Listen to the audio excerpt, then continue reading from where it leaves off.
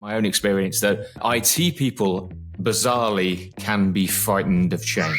You see, like when the software has its go live, then people think, okay, the project is finished and also the change is finished. But it's not, because you have to follow up, you have to train the people again, you have to give them the possibility to ask questions, higher level trainings to get even more use of the software and the licensing you're paying. It's one of those things where it'll speed life up for a lot of people. Some postings in the AI direction, and I did a lot of postings about cloud and all of that, but on artificial intelligence, it's directly you post something that could be cool and people are reacting super emotional. Change management is a critical aspect, often overlooked in the IT industry. Technology advancements like new software and artificial intelligence promise efficiency, but often resistance to change can make it really challenging. In this episode, we delve into the often misunderstood challenge of change management. Drawing from our personal experiences, we discuss the necessity of ongoing support, training, and of course, communication. Is your workforce suffering from change tiredness? All will be revealed. So yeah, Tony, you know, I have a little bit of a hard topic myself in the IT industry, and that's change management, because sometimes I feel like we are so focused on providing great technicians and doing the best we technically can and being great at the bits and bytes level that we leave the people behind. And that's why I would like to talk about this today a little bit. Let me give you two facts that I think are very, very interesting. The one is about the willingness to change. In a survey in 2016, Porsche Consulting first asked people how willing they are to change. And it was 74% of people who said, okay, I'm willing to change in my working environment. And in 2023, it was in April, it was just 38% who said they are willing to change, because people are change tired. That's what they call it, because we are changing in such a rapid rate that it's really giving people a problem. And with high change tiredness, 74% of people thinking about leaving their company compared to 43% when people are not that change tired. And I think that are numbers that you can't ignore. That's why I try to talk about it. And I feel like in an IT environment, it's also very, very important. Like, for example, M365 was a big topic the last year or years, especially during the pandemic. And for a lot of people, it was not that easy. And I feel like, especially in the IT environment, people think like, oh, that's easy. Nobody need to be prepared for that. Here's Teams, it's cool, and let's go. That's that's the vibe I at least sometimes get. So what's your opinion? Did you get there, much Tony? training? Did you get much training on Teams when it first came in? I'm not sure I did. I've got to say, I certainly my impression of, I've always thought it's a little bit odd from an IT perspective, because from an IT point of view, really, that's IT is change. We change all the time because everything evolves all the time. So I know from my own experience that IT people bizarrely can be frightened of change, which I found fascinating, because I thought the whole idea of IT is we change all the time. That's the whole premise. But I don't think it's abnormal that most people who work in a business want there to be some sort of structure that they can hold on to and they can then run with. And Office 365 is a good example, because when it was first adopted, when we first adopted email, even email was not prevalent at the point that I started work. I'm that old. Yes, you can play funny music at this point if you want to. But literally memos were pieces of paper. But we've evolved that so much over 20 or 30 years. It's amazing. But Office 365, it was a really big jump, because we stopped being at the situation whereby everything was inside the business. Now everything is essentially outside the business. So even the IT team isn't really responsible for your file sharing, for your email, for your communication structures. So yeah, it's a massive shift for most businesses. So yeah, and I have to correct myself. I definitely had a training, but I think I just skipped it and was like, I wanted to try everything out as soon as I got the possibility to test Teams. So maybe that's why it was not that relevant in my head, basically. But what I, for example, see a lot. I mean, we had this in client situation as well, that the change was maybe not done really great, and people think the tool is not good because they don't have done everything important around. So, for example, it's like, Teams is just not working for file sharing and all of that. I can't find anything. And you're like, yeah, because nobody talked to you about where do you want to put your files. Is it your shared folder that you're using for the last 10 years? Is it your SharePoint? Is it your intranet? Is it Teams? Or is it hopefully not your desktop? And everybody was using a different and having a different file structure and different ways of putting their files down. And then at the end, it comes down to a tool being not accepted, although it has nothing to do with the tool at all. Exactly. One of my personal favorites for that is SharePoint, which is, I suppose, very similar to OneDrive and Teams because they use the same sort of back end. But if you look at 5 different people looking at SharePoint, all 5 will use it in a completely different way. Some people browse through the individual elements by clicking on the icons. Other people will go to menus at the top of the screen and choose drop downs. Other people will use filters to find their files. Some people will use searches. So it's the challenge these days with modern software, whereby there is no defined way of doing it because different people have their own preferences. So you really do need some sort of defined best practice within your business, maybe, to help you do that sort of thing. Yeah, and also you need somebody that goes forward and shows people that it's needed, that they need to use it, because that's another story I heard when I was at a presentation in one of our conferences, where somebody who trained leaders was like, the leader told him, he's like, I'm not using Teams. It's called Teams. I'm not part of the team. I'm the leader, so I'm not going to do that. And you're sitting there from a change management perspective. Yeah, that's sure going to work if you say you are not doing it. And then you are wondering why your people are not going to do it. So I think that's also a very important point to show your people that you are using it as well, and also have an exit strategy for the old tool. Because if the old tool is just working for years on parallel, then there will be people who are not switching. You have to train them, and you have to find ways to switch over, and also make clear, we have maybe a grace period where we say, okay, this 3 months, you can use both. For some tools it's possible, for some it's not, but there definitely needs to be an access point, because otherwise 3 years later you're tuning in and they're still using Skype for Business or something like that. Yeah, no, I agree. The amount of businesses I go to whereby they're still using software that they've been using for the last 20 years because of the fact that they never get out of it. They've never been able to replace it with something that does the job as well as their current system does. So they've never changed it. And that also leaves massive security holes in the way that the processes work, because the software that they're using, that they're still using, is so far out of date, it's not being patched anymore. Working your way out of specific pieces of software is vital. Yeah, and I mean, even if the new tool is better, what you need to understand, but what I feel some people need to understand is, if somebody worked in that tool for 10 years, there's a lot of knowledge in there, and people learned a lot over time, and they're giving a little bit of what they've done up when this software is going away. And that's an emotional process. That's just how it is. I mean, it's always like, leave your emotion at the door when you're at work, but that's not how it works, obviously.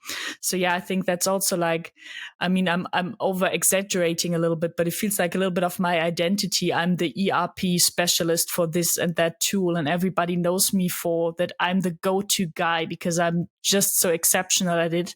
And then if you're giving it up and you have to learn something new, you start not starting at zero, but at that moment, it feels like you're starting at zero, and all what you achieved beforehand is gone. Absolutely.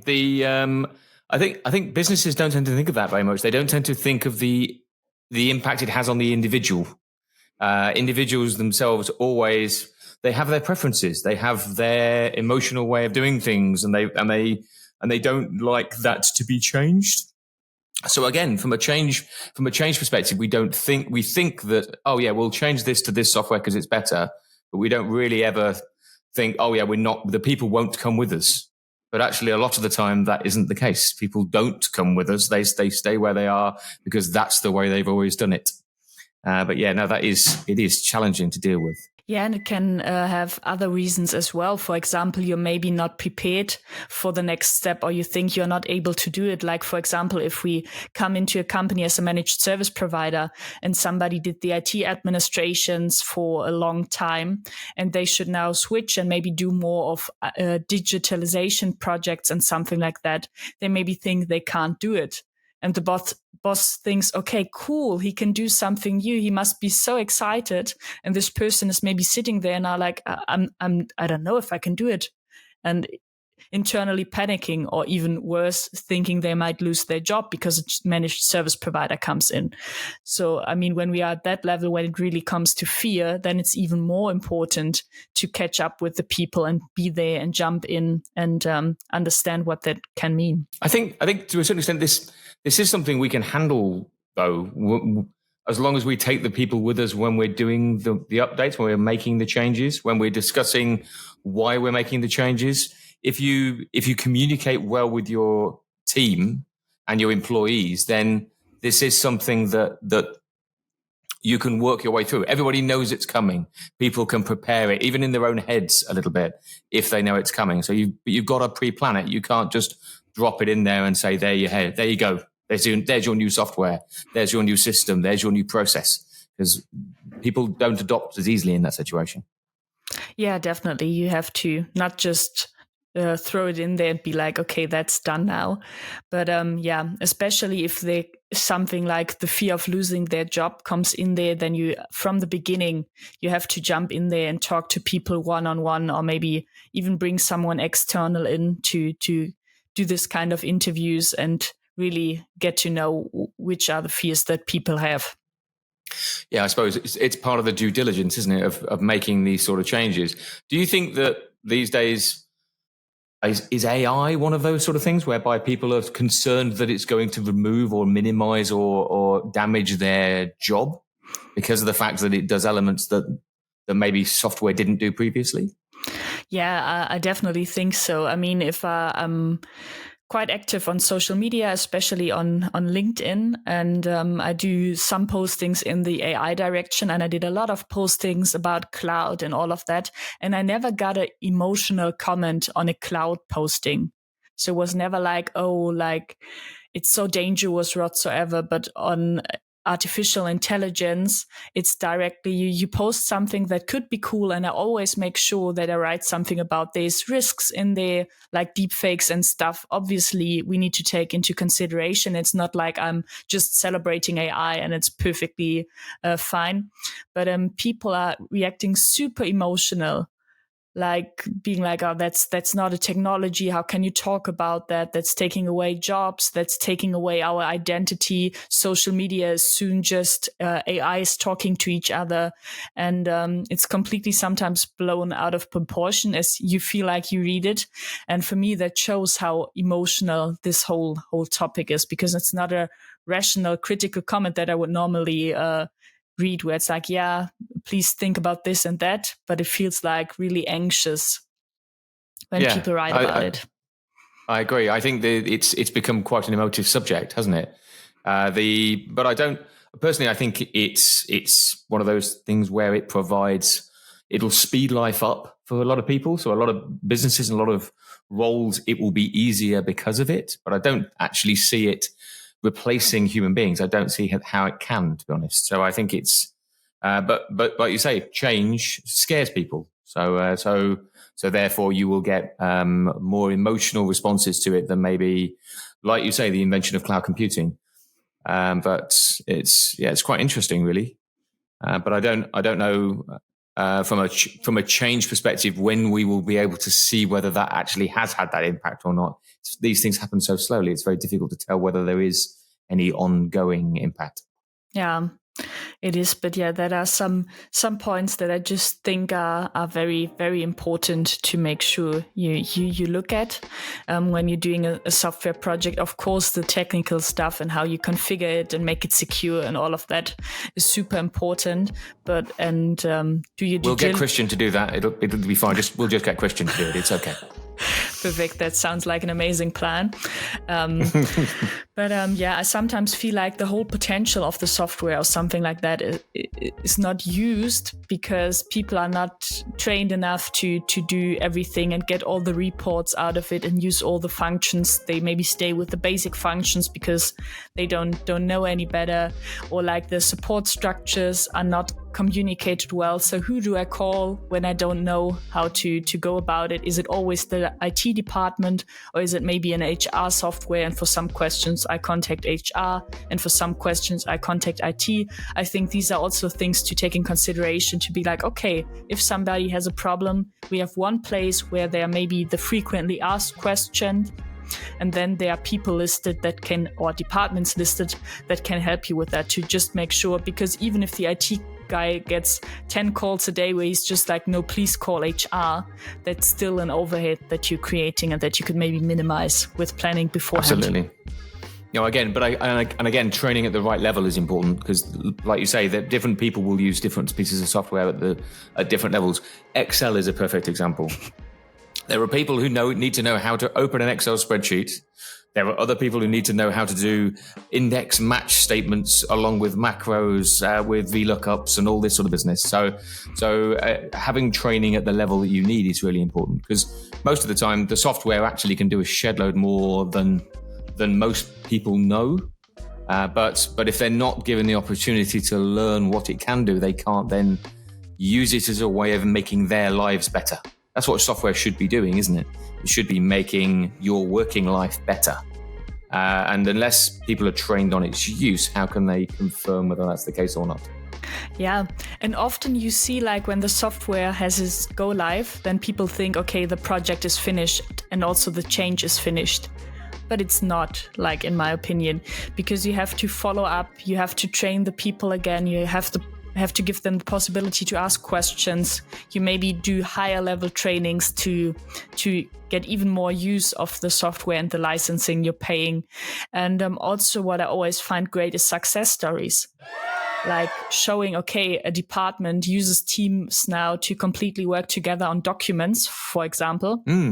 And it doesn't have the version 1, 2, 3, 4, 5 and final and really final now, but it just has one version they're working together in. And then maybe sharing that in the company, also with the time that's maybe saved. Like all of this can be additional change stuff that you're going to do, and putting impulses out there, what you could use the software for. Yeah, absolutely. I think, I suppose this is to a certain extent from an industry perspective, we use LinkedIn for that sort of stuff, don't we? Whereby you post stuff on LinkedIn to just sort of say, look what we did. It was quite interesting.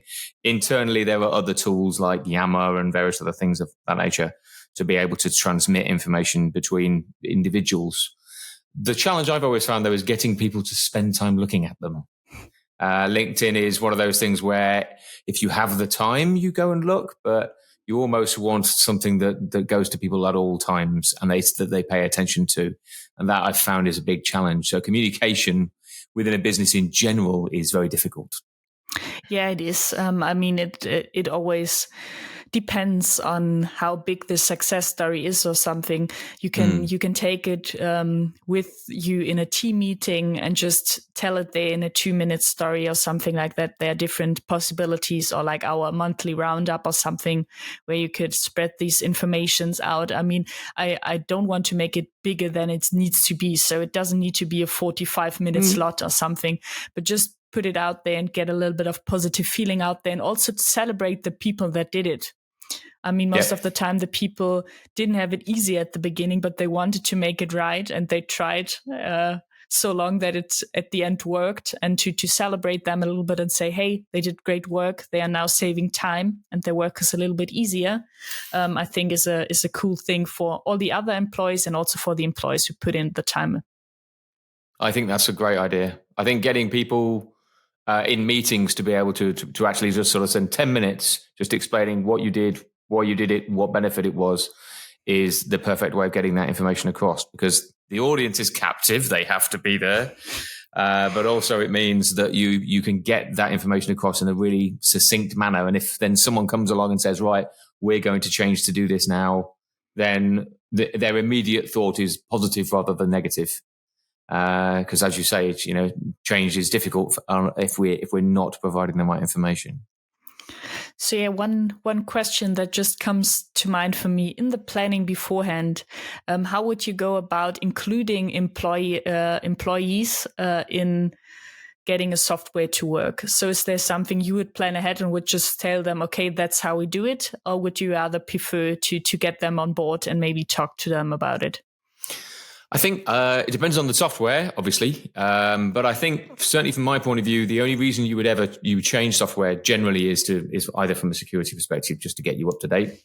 But also it's to try and improve the way that your business works. So I think in that situation, normally you would set up like a working group to try and make sure that the software you're choosing is the right software. And that working group will be made up of people who are going to receive the software as well. So you're getting real world knowledge on how it works. So I have been in instances before now whereby or software has been updated within businesses and the employees are like, no, we don't want to, because what you're providing us with is far worse than what we have. So you have to start off knowing that what you're going to deliver is going to be well received. And the only way to do that is to get the people involved as early as possible. So I'd be there right at the start, grabbing as many people as I can to try and help make what we're delivering right for them. And if it is right for them, then that working group will then run through to make sure that through each step of the process, they're being informed that everything's moving ahead, the timescales in which it's going to be adopted, trying to anticipate challenges with the way that they do their daily, weekly, monthly tasks. There's nothing worse than sort of coming to the end of the solution and then realizing it won't produce half the reports that they previously had. Yeah. This, that, and the other. So I think you've got to just plan these things properly with the team. Same with software as simple as Office. I remember very early on when Office was originally the product to use. There was a point where they changed it to have the ribbon rather than the icons, and that caused all sorts of problems because everybody's been using Word, Excel, PowerPoint for years and knowing exactly where the buttons they need to press are. All of a sudden, they're not there anymore, and just jumping into that new version really caused issues for the business I was working with at the time. Yeah, no, that's definitely the point I wanted to get to, because sometimes I feel like a software is introduced and some departments are not even asked about it. And then they are expected to work with it. And obviously that even if it's the perfect software you chose, even then they will be like, you didn't ask us. So I'm making sure I find something that isn't working. Because that's their daily doing. And obviously they want to be asked in their daily doing. It doesn't have to be like 25 meetings, but just to make sure, what do you guys need out of that software? And it doesn't need to be the whole department that's in that conversation, but at least some people, a team lead or whoever needs to be in that conversation to make sure the acceptance on that side is there. Yeah, it's disrespectful, isn't it, really, to try and change something where somebody else is doing it as their job, to just jump in and change it without their buy-in, I suppose, to a certain extent, or at least acceptance of the change. Sometimes you have to change. There's no choice, especially older software when it comes to being insecure. You have to update. There's no choice. But you've got to bring them with you on that journey. Otherwise, like you say, then heels get dug in and nothing moves forward. Yeah, exactly, because it feels like it gives the signal across, like we know what you're doing. We could estimate if it's good for you or not, and that's no feeling anybody wants to feel. So, do you have like any sort of like tips then on things that businesses should be doing with regard to this? So that one, obviously. Make sure you bring the department with you. Any additional ones? For me, like explaining to people the change psychologic behind it. So just explaining people when there's something about to come, like that it's normal, that your performance is going a little bit down in the change, that there's nothing to worry about. It's going back up again, especially also for the team leads to understand that this can happen. and that this is going to happen, and what can why are people afraid of change? Sometimes just the reasoning, like feeling maybe not good enough for the next task that's going to come up, stuff like that. So again, it doesn't need to be a 3-hour psychological lesson, but I'm dedicating 15 minutes to it, because I feel like, since I know that, I sometimes pick things up on myself and I'm like, that's this change phase now, or I can feel now I have a better understanding of myself, why I may be reacting the way I'm reacting. And then take your leaders with you. If the leaders are not showing how it's going and are not doing a great job at leading the change, you will not get the employees behind that. And I think that's super important, because they have to be people that show how it's going, and they have to represent the change. And then putting out the aim for employees, like, why are you changing? And saving money for the company, it's a nice motivation, of course. But if you have the possibility to get some benefits for the employee out of there, and you can save 5 minutes on that task every day or something like that, it's always nice to bring that in. As I said beforehand, the support structures, to make sure that there are support structures in place, and make sure that people know who to call if they need to call. I think it's all communication, isn't it, really? This is all about communication. One of the other things that sort of I'm popping around in my head at the moment is, it's like if you were to adopt a new CRM system, and what that really meant for your account team was the fact that when they're putting sales on and prospecting information on, it makes life more complicated for them because they haven't done it before on this system. So it's taking them more time and making them slightly less efficient. But this is where talking to the management is really important, because they then have to know that the salespeople are maybe not going to be as efficient, but they also then have to be seen to do it themselves as well, even though it may be less efficient for them. Otherwise, the sales team won't follow because of the fact that the management won't follow. So again, it's all about communication, but also it's often about understanding what the business needs, because we're not necessarily helping the salesperson by changing the CRM system, but you probably are helping the business, because it allows them to manage time recording better, to understand profits better, to understand the margin maybe that they're taking from their customers, to understand the quantity of prospects that they're seeing. All of this information that you put into a CRM system is maybe something they weren't getting with their old system. So from a business point of view, the business is thinking, we have to go down this route. But the account management team may be like, well, it's not actually helping me. Why would I do this? And that's why it's really important that they understand the benefits it's going to bring for the business as a whole. It's not necessarily just about them.